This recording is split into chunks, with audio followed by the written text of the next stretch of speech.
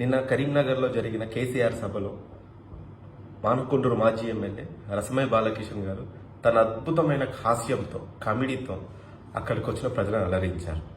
ఒక్కడి మాత్రం చాలా సంతోషంగా ఉంది. రసమయ్య బాలకిషన్ గారు ప్రజా తీర్పు, ప్రజాస్వామ్యం ఎంత గొప్పదో. 10 సంవత్సరాల క్రితం నాకు గోషి గొంగడు తప్ప ఏం లేదు అంటూ నువ్వు ఏ మానకొండూరు నియోజకవర్గానికైతే నువ్వు స్థానికేతరుడు వచ్చి ఇక్కడ ఆశ్రయం పొందావో, ఈరోజు మానకొండూరు నియోజకవర్గ ప్రజలు ఇచ్చిన తీర్పుతో అదే గోషి గొంగడి నీకు మిగిలింది. గుర్తుపెట్టుకో, రాజకీయాల్లో పదవులు శాశ్వతం కాదు. ఎప్పుడు కూడా మనం అధికారంలో ఉన్నా లేకున్నా మనం ఒకేలాగా ఉండాలి. ఇకపోతే తరచూ మా కవ్వంపల్లి సత్యనారాయణ గారిపై చవకబారు ఆరోపణలు చేస్తూ ఉన్నాం. రసమయ్య బాలకిషన్ గారు కవ్వంపల్లి సత్యనారాయణ గారి గురించి మాట్లాడే అర్హత మీకు లేదు. వారు ఎన్నిసార్లు ఓడిపోయినా కూడా ప్రజాక్షేత్రంలోనే ఉన్నారు. ప్రజలకు సేవ చేస్తూ ప్రజల మనసులు గెలిచి ఈరోజు ఎమ్మెల్యేగా అయ్యారు. నీలాగా ఒకసారి ఓటమితో కృంగిపోయి కుళ్ళుతో, కుట్రలతో, కుతంత్రాలతో మాట్లాడలేదు ఏ రోజు కూడా. అది గుర్తుపెట్టుకోండి. ప్రతిసారి మా కవ్వంపల్లి సత్యనారాయణ గారిపై మీరు విమర్శలు చేస్తున్నారు. ఏదో మీకు మానసిక వ్యాధితో పాటు పలు రకాల వ్యాధులు ఉన్నట్టున్నాయి. మా కవ్వంపల్లి సత్యనారాయణ గారు స్పెషలిస్ట్ డాక్టర్, మా కవ్వంపల్లి అనురాధ గారు కూడా స్పెషలిస్ట్ డాక్టర్. మీరు వెళ్ళి ఫ్రీ కన్సల్టేషన్ ఇప్పిస్తాం, వెళ్ళి పరీక్షించుకోండి. మందులు కూడా ఉచితమే. అంతేగాని చౌకబారు ఆరోపణలు చేయకండి.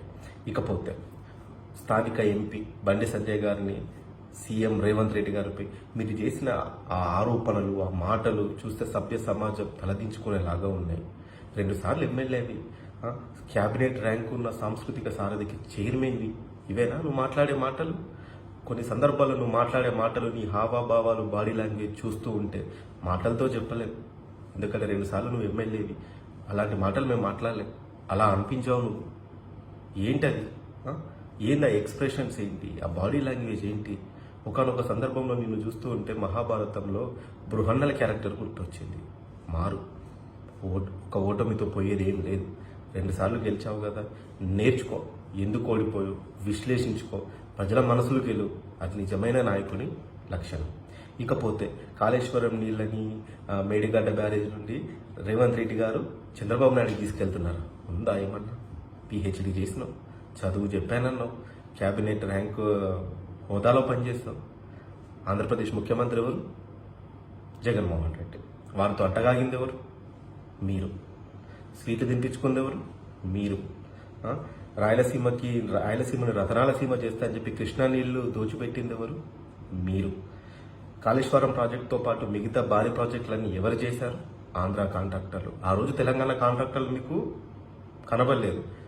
ఆంధ్ర వాళ్ళతో అంటగాగారు, ఆంధ్ర నాయకులతో అంటగాగారు, ఆంధ్ర ప్రభుత్వంతో మీరు అంటగాగారు.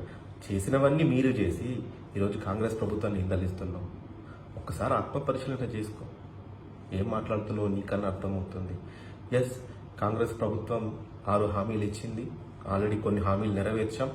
రాబో రోజుల్లో కూడా మిగతా అన్ని హామీలు నెరవేరుస్తాం. ఇది ప్రజాప్రభుత్వం, ఇది ప్రజాపాలన.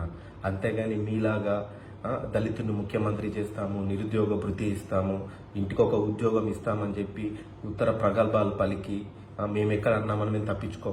ఎస్, మేము 6 హామీలు ఇచ్చాం. ఖచ్చితంగా ఆ 6 హామీలు నెరవేరుస్తాం. రాబో పార్లమెంట్ ఎన్నికల్లో మీరు గెలిచే సీట్లు 0. మీరెన్ని కుప్పిగంతులు వేసినా, మీరెన్ని చేసినా కూడా ఈ కరీంనగర్ పార్లమెంటు రాబో ఎన్నికల్లో మీ స్థానం 3వ స్థానమే. ఏంటి, మళ్ళీ గెలిచి మళ్ళీ మంత్రి అవుతావా? పగటి కళలు గనకు. ఆ పగటి కళలు నిజం కావాలంటే దానికి ఎంతో కృషి కావాలి, మనోధైర్యం కావాలి. అది నీకు లేదు. మారు. ఇకనైనా మారుతావని ఆశిస్తూ నీ మిత్రుడు డాక్టర్ పోతిరెడ్డి రాజశేఖర్ రెడ్డి.